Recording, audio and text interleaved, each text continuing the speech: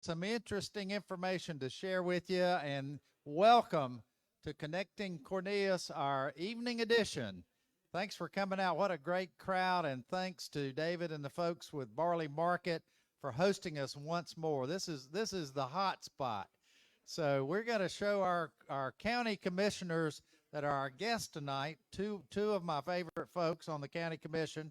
We're going to tell them how to actually have fun in the town of Cornelius. So they've got a lot of good stuff to share with you, and I'm looking forward to all the great input we'll have. We'll have some things to update you on as well. I want you to meet our incoming new police chief that's with us tonight. I want you to hear about our history museum. There's great progress being made there, and we've got some folks here that can tell you a lot about what's going on there. I want to talk about the wonderful, beautiful Kane Center of the Arts, which is scheduled to open in January. So we got a few neat things on our agenda. So Elaine, come on around. This is your stool, and we want you just to relax, and we'll just have a conversation. I know you got some things you want to tell us, but we're just on a. I'm your host, and welcome to Cornelius TV. So, but this is recorded, and it will be out on our Facebook page. So a lot of folks will join in that way as well. So let me tell you who we've got with us tonight from the County Commission. First of all, our District 1 representative, Elaine Powell. Both of these ladies are fresh off a successful election campaign, and we congratulate you both on your re-election to the county board. Also with us is one of our at-large representatives, Leigh Altman. I've gotten to know Leigh over the past few years that she served our county. I work with Leigh closely as it relates to our MTC board in Charlotte. She's our chairman now, at least for this particular round. And she does a great job there, and I've enjoyed getting to know her better as we work through some issues related to cats and our MTC board. So she might update you on a couple of things there if there's anything to update. So anyway, we're going to have a great night tonight. If you haven't given David a little business back here at Barley Market, feel free to do that. This is not formal. Like I say, we'll just have a conversation with each of you. And we'll open it up to any questions you may have for me, our commissioners. Let me find our commissioners. Here's one right here, Commissioner Colin Furcht. Let's give him a hand. There you go. And let's see, am I missing any commissioners? Manager Grant, I tell you what, he's carrying the load tonight. He'll make sure the others realize that he's carrying their load tonight, but we're going to have a good time anyway. So let me start with our very own District 1 representative, Elaine Powell. Yeah, we're going to give you your own microphone, Elaine, and if y'all just pass it back and forth, and we'll just let you give us a perspective of what's going on with our county. You know, you're getting ready to start another term. This is your what term? Third. Your third term of serving as a Mecklenburg County Commissioner, and Elaine's got a great history beyond that of serving on our county park board.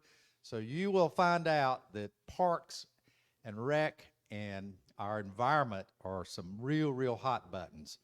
Both of these ladies were so supportive of us as we worked through the Kane Center for the Arts, the county's contribution to that. It was a very major contribution and helped us encourage our state folks to step up and do even better, and they did just that. But thank you for that support. So I'm just going to turn it over to you and let you cover whatever's on your mind, and then we'll give Leigh a chance, and then the questions will start, whatever's on folks' mind. Good evening. Can you hear me? Okay. So my name is Elaine Powell. I am the Mecklenburg County Commissioner for this district. This is, like Mayor Washam said, this will be my third term. And when I was in 5th grade, I gave up public speaking. I, I had to do the Gettysburg Address, and I thought that was it, the end. I'm not doing this anymore. So you can imagine she's how better than that. you can imagine. So how did I end up here?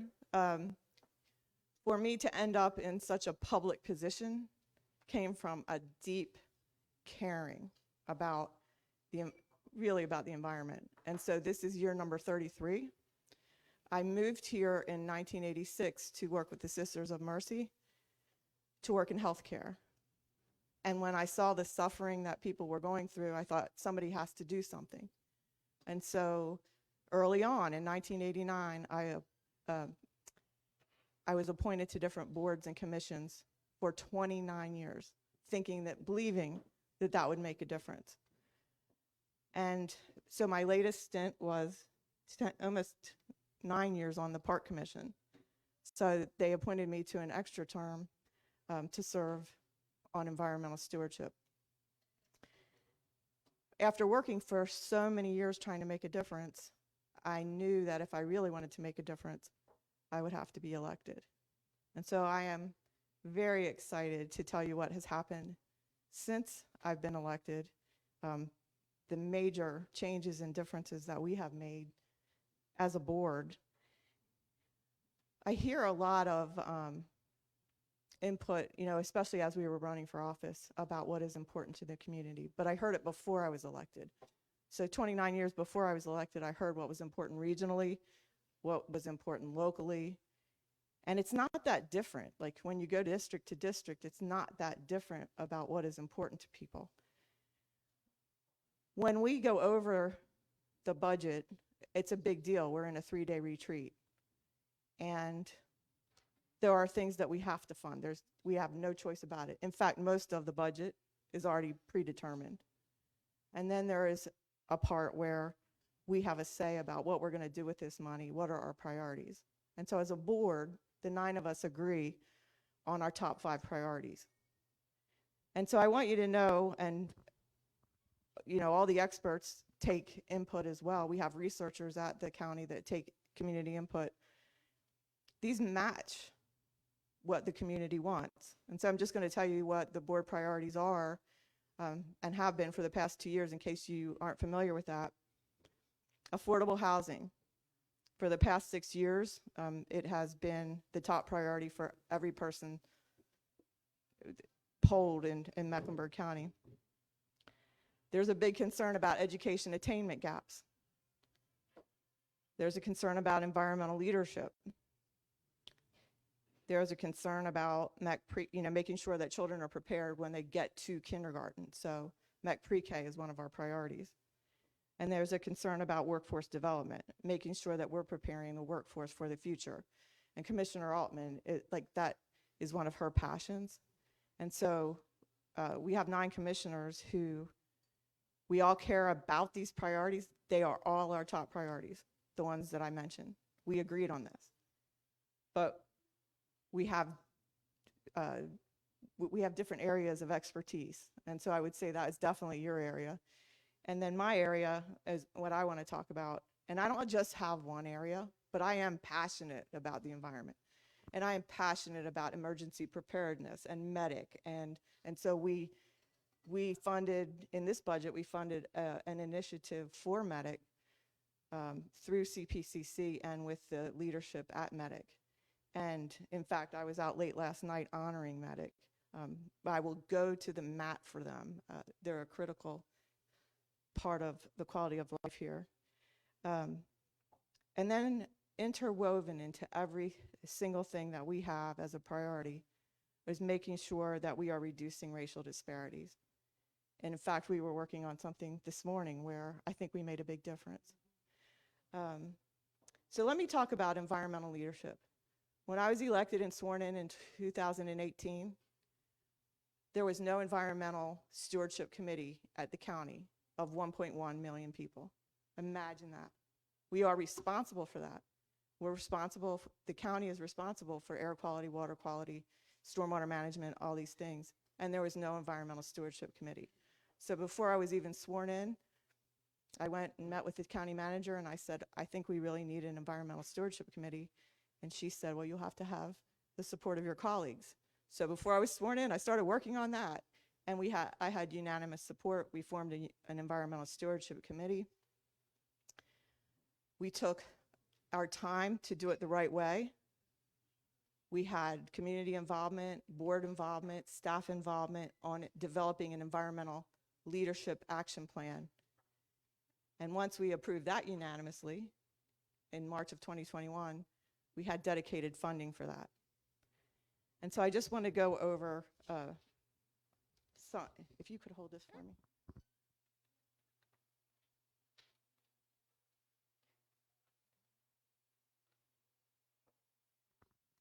Now, these handouts are at the front if anybody wants to see the pie. But for our priorities, we invested $81.8 million. And $54.2 million of that was invested in environmental leadership. And of that 54.2, $50 million is dedicated to land acquisition as our county approaches build out and there isn't much green space left.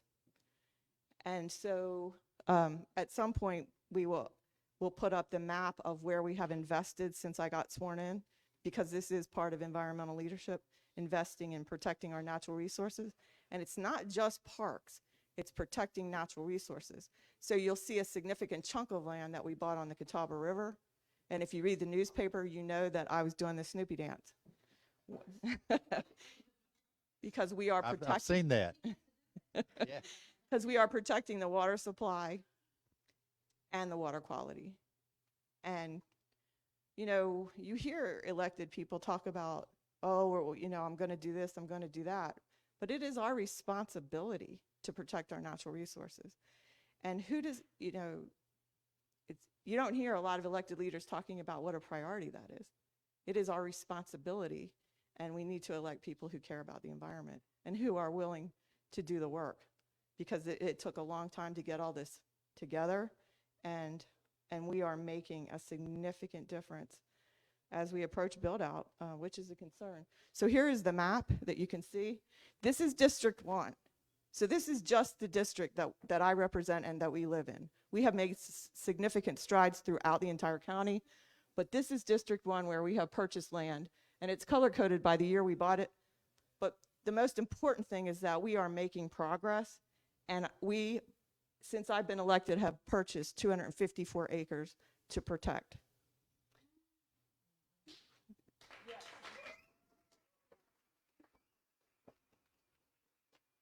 In District 1. So I learned that during this election, I'm not really good at bragging about the work I've done. Like, I grew up in a real humble family where you just did the work, and it was kind of like a sin to brag about it. But I think that I need to do a better job bragging about the work the board has done, because this is really important work. And I don't think it's a sin to talk about how your tax dollars were spent to protect the environment. So I don't want to hog up all the time, but I just want to tell you that there will be areas that are used for, we bought all of this with the Park and Recreation Environmental Leadership money, but it's not all going to be parks. Some of it will be passive green space. Some of it will be part greenway. We're doing accelerated greenway projects. And hopefully we'll be doing some partnerships with the town of Cornelius in the future in areas that we have walked together. And so for now, if you want any details on the other things that we're doing in environmental leadership, there are many. We're doing retrofits, solar panels and electric vehicles and things like that. But the bulk of it right now has to go into land acquisition as we approach build out. It's hard to take much more impervious in Mecklenburg County and not have a big impact on our environment. And so for now, I'll hand it over. All right, that's great. I can't tell you how many opportunities that we've had to partner with the county. The list is long, and I'm gonna call on Troy Fitzsimmons, our park director, in just a minute. I'm gonna give Leigh a little time first, and get Troy up here and talk to you about some of those opportunities. They're significant, and our board has led the way, and Elaine is the leader in this topic on our board for sure. So I'm really proud of that. We've worked hard for that for years, and we've come a long, long way. So each of these new greenways we open, and there's been quite a few of those, she and I take the first walk, don't we? So we've had that opportunity. Yeah, and she has been instrumental. How many of you been down to the North Recreation Center down on 115? Isn't that absolutely beautiful? I mean, it's amazing facility, $44 million county facility right here in Cornelius that serves all of North Mecklenburg. It is absolutely outstanding. And Elaine was the leader of our board. Obviously, our board had to support that, but they did it, and it's been a phenomenal story. So with that, we're going to get Leigh to talk about some even more interesting things like maybe's on your mind, like reval and some good stuff coming up that I'm not giving her a total direction there, but I'm sure we're going to hear about that before the evening's over. So Leigh, welcome. Good to have you. Thank you very much, Mayor Washam. And I will clip through some of this because I do want to have some time to hear questions from you.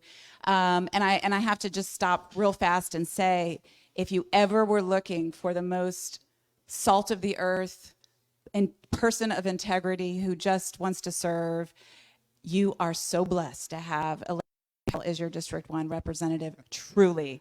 And this is someone that I have seen up close and personal behind the scenes, and everything she says in public is what she says in private and the other way around. And you are truly, truly blessed. So you do have 9 members on the Board of County Commissioners. You have 1 district representative and 3 at-large who represent you. And so I'm one of the at-large people. We do have a $2 billion budget in addition to our green priorities that Commissioner Powell has been talking about. We also, in sort of broad categories, oversee public health, mental health. We give over $900 million to education and literacy, and the Department of Social Services. So all the services that protect children and seniors and at-risk populations come under the county. And I'm a public interest lawyer. I spent a 17-year career working for kids and families. And when I moved to Charlotte, I became a guardian ad litem to seniors and adults with disabilities, and later I represented at-risk children. And so that's why I ran for this office, because we do human services. And I wanted to work at the policy level for everything that I've been focusing on throughout my career. So when Commissioner Powell got on the board 2 terms ago, that was the first board to ever add affordable housing as something that the county worked on. Prior to that, it was only the towns and the city of Charlotte that was funding affordable housing priorities. But there's such a crisis in the community that the board before I joined had the wisdom to add that to our work. And we are doing great work, not only with looking for opportunities to help get great projects built, but funding critical home repair and related services like that. So I'm really proud about our work in the affordable housing space. I serve on the board that delivers mental health services to people who are uninsured and who are on Medicaid.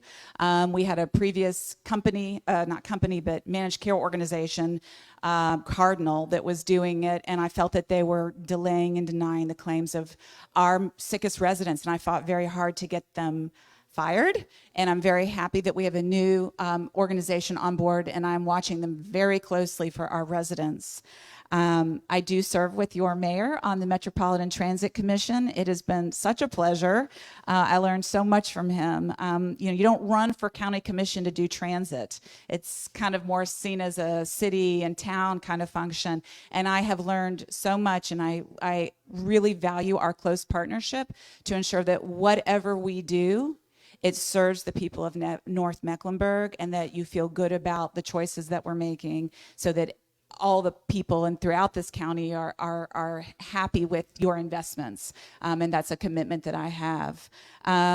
Commissioner Powell didn't say one of the most important things about our green priorities, and that is that we committed a landmark, no pun intended, $50 million to acquire green space for the residents of this community this year alone. $50 million.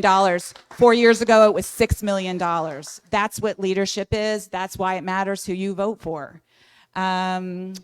And so the last thing I just do want to say is for anybody who is interested in workforce development, it is my passion. We have employers that don't have enough skilled folks to fill their ranks, and they are desperate to have their labor needs met. And meanwhile, we have many people in this community who do not make a family-sustaining wage, who are not getting ahead, who are not making progress. And I feel the county has a very important role to play to help connect these people and create better communication so that we can serve everybody better and continue to move the needle for upward economic mobility, because that is the key.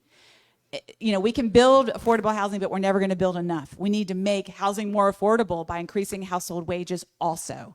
And so I'm very committed to that, because it's the key to better housing, better healthcare, better transit, is to help improve our residents' ability to afford the necessities of life. So that's me in a nutshell. And Reval, the mayor, the one thing he asked me to talk about, I will not avoid. Yes, Reval is coming. I want to tell you that you know, I will not prejudge the process. My commitment to you is that I will be looking to ensure that the tax assessor is fair and equitable in his work, and that he delivers the professionalism and how he goes about it, so that this is borne in a just way. Because as you have heard, we have incredibly important things that we do. Your taxpayer dollars in Mecklenburg County are being well spent, and we need every dollar to give you the infrastructure and the services that you deserve and that our residents expect. And that's why we do this work. So with that, I will turn it back over to the mayor for the next stage. Absolutely. And, you know, Can I say one thing? you can, Elaine. So I just want everyone to know, because everyone worries about revaluation.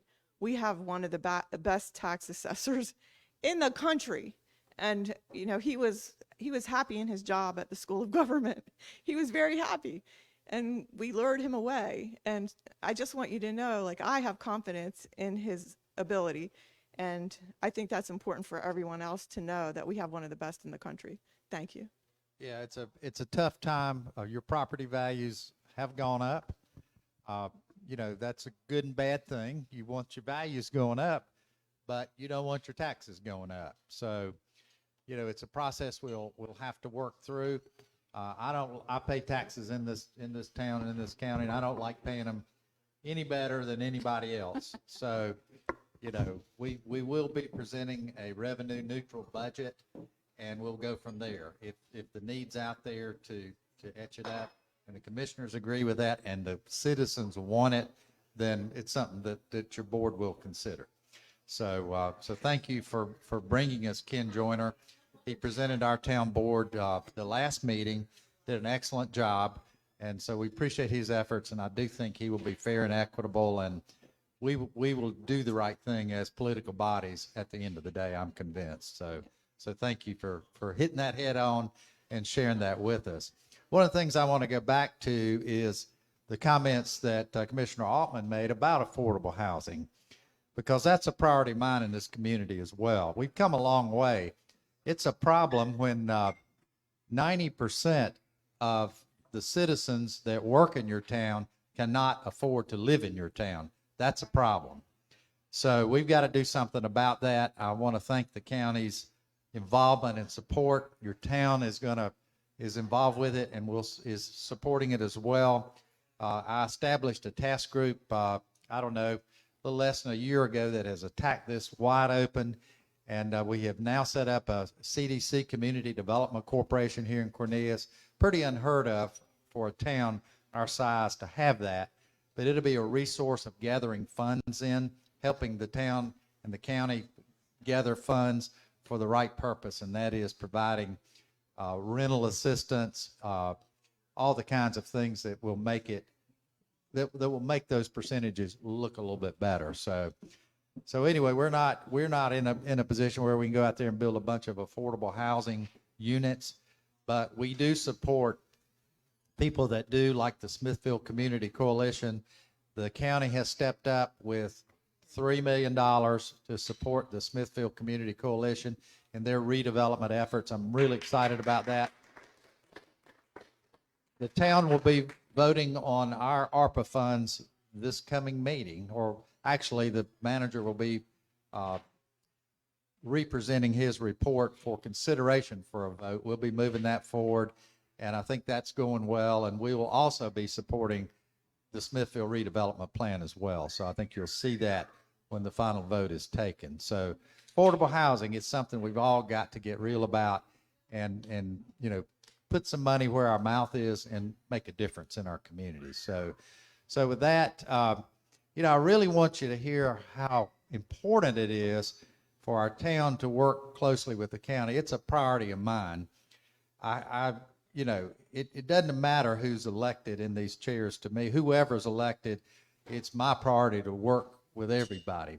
I particularly enjoy these folks, but at the same time, whoever's sitting there, we're going to work with them because it's such an important ingredient to the betterment of our town and to making our town a better place and supporting so many things that are important. So I want you to have a little bit of a clue about some of the things that we have worked so hard over many years to put in place. And I'm going to ask Troy to come up. And Troy Fitzsimmons is our Park and Rec Director. He's been here for quite a while, and let him brag on our county because they have been so responsive, and we have such a good relationship. And we're really trying to be really nice to them because more to come, right? Yeah, absolutely. So I know everybody answered the question about who's been to the Regional Rec Center. Well, who's been on one of our greenways? Raise your hands. All right, quite a few. Those of you who have not, right here, pamphlet, map, no excuse not to walk or bike, right over at that table there. So we've been working very progressively with Mecklenburg County over the past decade on getting our greenway system in place. We have nearly 6 miles of greenway that we've developed, and that would not have happened just solely on the town. It's a pretty good network for a small town like ours. So we've worked cooperatively with Mecklenburg County to plan, design, and build these greenways. Now, the town has always had skin in the game in terms of building them. We've always chased after grants, but we've also always worked with Mecklenburg County to develop these greenways, whether that's just offering technical assistance or offering funding to help buy land or build the greenway. And then, as importantly, once a facility is done, maintaining and managing it is critical. We have a very, very small parks department. Mecklenburg County has a very, very deep bench because of the hundreds of parks and miles of greenways that they have. So they actually operate and maintain all of our greenways. And again, none of this would have happened without them. So I do appreciate all that work. And we do have another really big project in the pipeline. I can't go into details right now, but we are working on that right now. She knows what it is. But it'll be something special, that's for sure. And then also, we have another section of Greenway that's going to open. And my hope is that we have a grand opening just before Christmas. So we have a nice Christmas gift for folks in Cornelius as well as North Mecklenburg. But again, we've done a lot with Mecklenburg County. We're looking forward to doing more. I have to give a shout out to Commissioner Powell about the Regional Rec Center. A little bit of backstory. It was questionable if that was going to get built or not. So I saw a lot of people raise their hands, but it took a joint park commission meeting one evening years ago between Davidson, Huntersville, Cornelius, and Mecklenburg County. Chair Powell, she chaired the Mecklenburg Parks Commission, and Dr. Scott Higgins, who was chair of our Parks and Recreation Commission. Well, that night, the top priority for all 3 towns of Mecklenburg County was the Regional Rec Center. And I'm going to call her Elaine because we're close friends, but Elaine went to bat. And I will never forget, out in the parking lot, I'm not going to name who, but she went toe to toe with that person to fight for it. Lo and behold, a few months later, the planning had started and now it's open. So hope you all are enjoying that. But Commissioner Powell and Troy, Altman, yeah, thank you.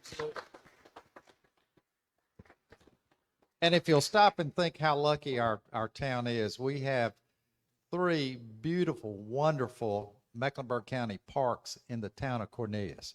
3. That's probably unheard of in most any other town other than Charlotte. So we're really proud of that, and they're some of your finest, most beautiful parks because they face Lake Norman. They're part of Lake Norman and on Lake Norman. And if you hadn't have done that, we probably couldn't have afforded to. So thankfully, the county stepped up and made that happen. In addition, investing this $44 million in our rec center. In addition, making all these investments and giving all the help you've given on our greenway system.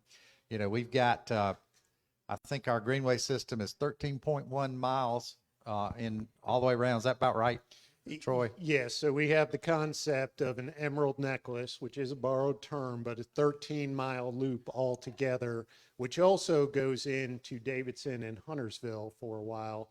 But so far, we have 3/4 of that completed. A little bit more work to do, and we're working on it. We've come a long way. We really have. If the county hadn't have been there, it wouldn't have happened. It wouldn't have happened, that's right. So I just have to brag on you a little bit. So anyway, thank you all very much. We do definitely appreciate that. And thank you, Troy. We appreciate your input there. So now, any questions you have for your county commissioners before we maybe turn to some other topics that are of interest to some of you? Somebody got any questions? Ask them a hard question because I can tell you they can answer. Bob. Okay.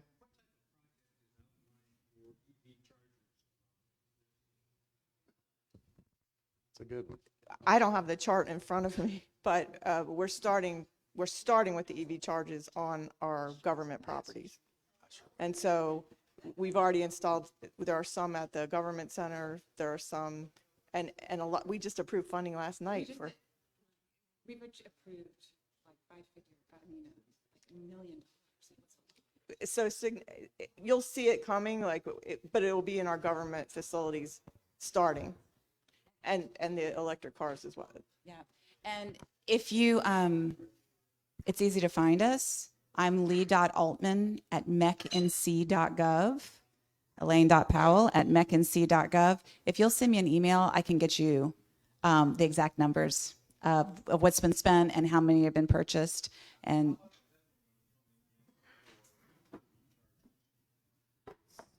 so this will be on our agenda in environmental stewardship in January or February, but we're hoping January because we're reviewing all of that right now.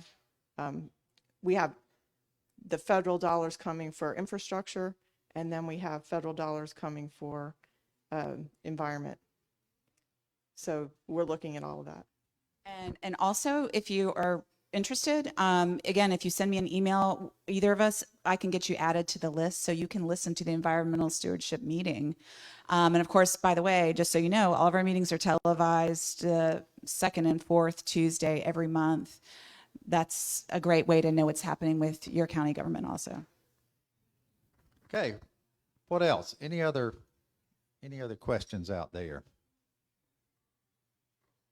Man, y'all did a really good job. I think these folks are shy. They really are. I think they're very impressed with what we're doing. I think they are too. Yeah. That's why you got reelected, right? That's right. And we talk through all the years that I listened to citizen input, especially on the Park Commission. So we were talking about this the other day. I represented the North region. So I represented Huntersville, Davidson, Cornelius, and North Charlotte on the Park Commission. I represented environmental stewardship for the Park Commission. I represented therapeutic recreation and multiple other entities. And it's big. Park and Rec touches, in my view, as many lives as our utilities do. They do way more than you realize on the surface. And so, Troy, you guys are so lucky to have Troy Fitzsimmons working in Cornelius because he has such an extensive background. Put your wallet up, Troy.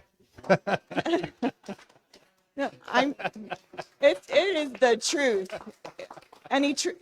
To have people that care, I mean, you cannot pay for that. We're fortunate, for sure. Very fortunate. But I heard what the priorities were in the North region, but also throughout the county, because we had to go to all the community meetings on the Park Commission. And so, and then through Central Lina, those were also meetings that I attended for many years, hearing the regional priorities. And so when we talk about education and environment and Parks and Rec, this is what you hear everywhere. These are the top priorities. And so I met a scout at Jatan. I was just walking at Jatan Park one day, because you will find me in the parks. I am there to deal with all the stress of this job. But I was at Jatan and a scout came up. He did not know who I am or anything. And he just started asking questions. And I said, "What are you doing? Like, what is your job?" And he said he was a scout looking to relocate a company to this area. And what they took surveys from the employees. What do you want to see in the community that we moved to? And the top priority was education. They wanted to have good schools in that area. And the next priority was good parks. And he said, "I love this park." And so he had a lot of questions. And I thought, this is fascinating. And he showed me the poll that they had taken from the employees, but not just the employees and their families. That was important to that company. And they were really looking in the Cornelius Huntersville area. So I like to share that with people because it's exactly what I have heard.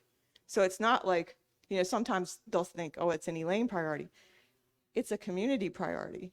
I wouldn't be here if it wasn't so important to the community. Exactly. I just want to say one more thing. Just one last thing to wrap up. Thank you so much for inviting us and for convening all these residents. It's a really great group. It's hard to get people to turn out to hear about local government. So if you are a part of a book club or anything where you are going to gather some people and you think they could be interested, please call us because, we do make house calls. And the other thing is I do a newsletter 2 or 3 times a month updating on county business. If you'd like to be added and stay in the loop, just email me. Thanks. Great. Thank y'all so much for being with us. Hold on, something else may come up, and I'm going to update folks on another couple of things going on in our town. First of all, let me get Sarah Thomas come up and give us a 2-minute update on what's going on with our history museum and how excited we all are about the potential of our new history museum. Just a real Cliff Notes. She'll talk a lot. She's excited. It wasn't that long ago that we were all sitting here, many of you, and it was standing room only. There was probably, 90 people in here talking about the history of Cornelius. I was fascinated with the fact that not being a native, so many people were here that were interested in the history. And part of that is that there is no place to go view that, see that, learn about it. Hopefully you all went and voted recently, and you may have walked past this little tiny room. Thanks to Mayor Washam and other people, we have a small collection. I say we, other people had put the collection together called the Connard Collection, and some things in the hallway to tell you about the town that we all live in. But there is no museum. There is no place to go learn about your history. And all of the people moving here, all of the children going to school here, they need to learn about where the roots of this area. So we are looking at something very close to the elementary school where we can house a museum, tell the history. We have so many wonderful people. Mr. Potts is here tonight, Mayor Washam. Joy, you want to say something? Joy Dean. Joy Dean. Many people that were here that night where we were just gaining interest. Do people want to know more about this town that they are living in? And the answer was absolutely yes. So we are getting ready to launch that. We have a task force put together, and we are getting ready to move forward with that. We'll be telling you more about that in the coming months. Thank you, Sarah. And we're working very closely with CMS, Elaine and Leigh, just so you know, to get our old ag building at Cornelius High School turned over to the town. That's a process. We may have to call on our county friends. I'm not sure, but anyway, it's going to be another exciting venture here in the town of Cornelius that I can't wait to happen. So the other quick news is we will be getting a new police chief here in our town. As of the 1st of January, Chief Black is retiring, and our new police chief will be Major David Baucom. And David's right here, and we're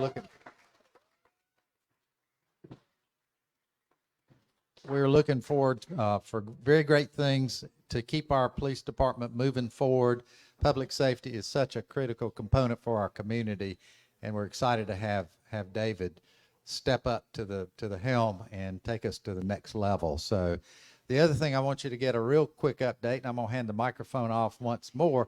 I'm going to make them fight over it, but I want to give you a quick update on the Kane Center for the Arts, which is right on the brink of opening. So whichever one of y'all would like to do this. This is Paul Newton.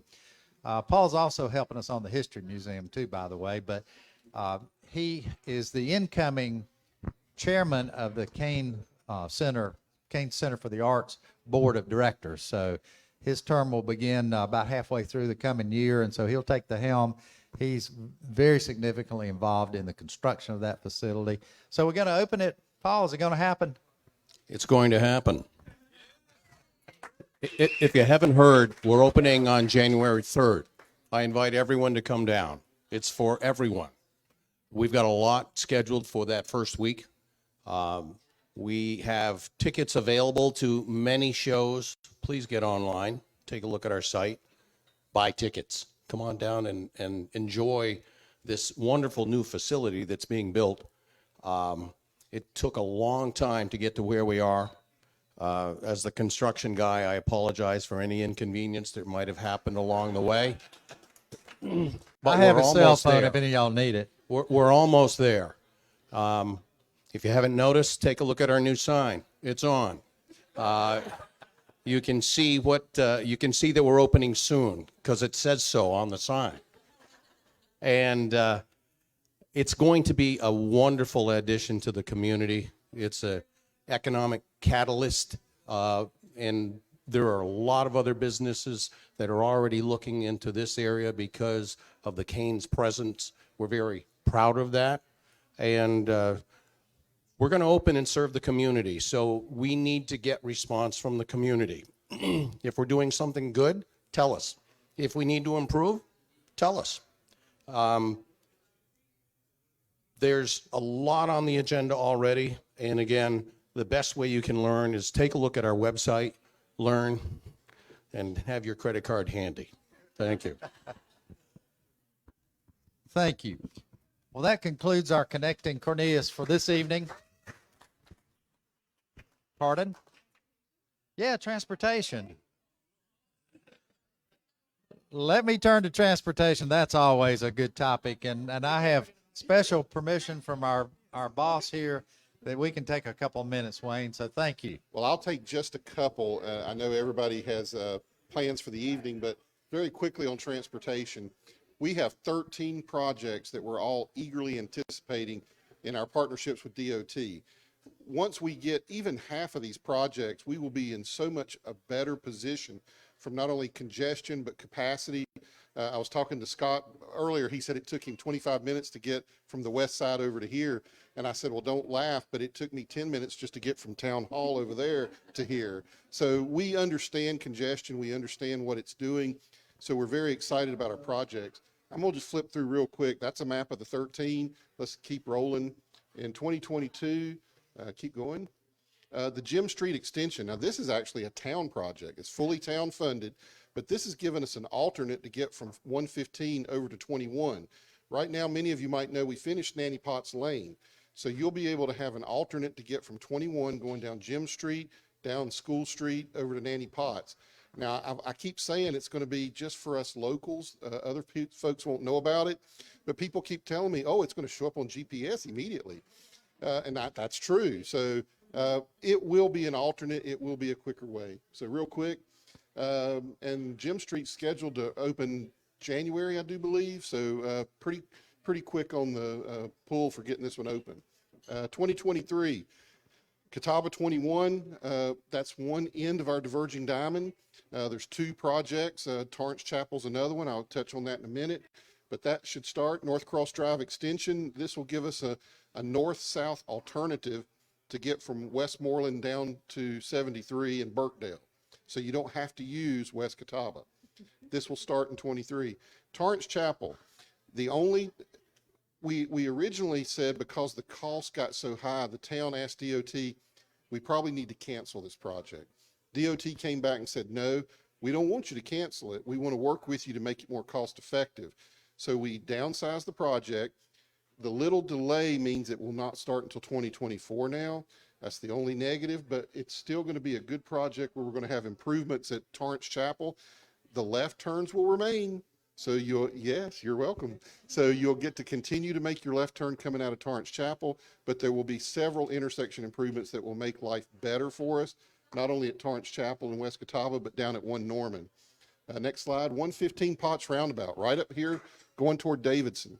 If you're coming out of the YMCA and you're going north, you take your life in your own hands. If you're going north and you want to turn into the YMCA, you're taking your life in your own hands. So this roundabout will improve safety and congestion. Next slide. Bailey Road Extension. Now this is a small one that a lot of people aren't aware of, but if you're familiar with the sharp curve in Bailey, this one's going to start in 2023, and we're going to punch that out to 21, so you don't have to drive through Oakhurst, and you don't have to drive beside 131 Main, and I still call it Cowboy, but I think it's Waterman. But you'll be able to punch out to 21, so that'll be a little bit more convenient. Next slide. The shoulder hardening. This is another one that will be tremendously impactful, that you'll be able to get off on exit 25 and go to 28 without getting into the lanes, without getting out into the regular or the toll lanes. You'll be able to stay on the shoulder and just go from one exit to another. This will be a major benefit to us. Next slide. In 2024, the Hickory Street signal. And I continue to apologize. Everybody says it's just a signal. Why can't you just throw that thing up tomorrow?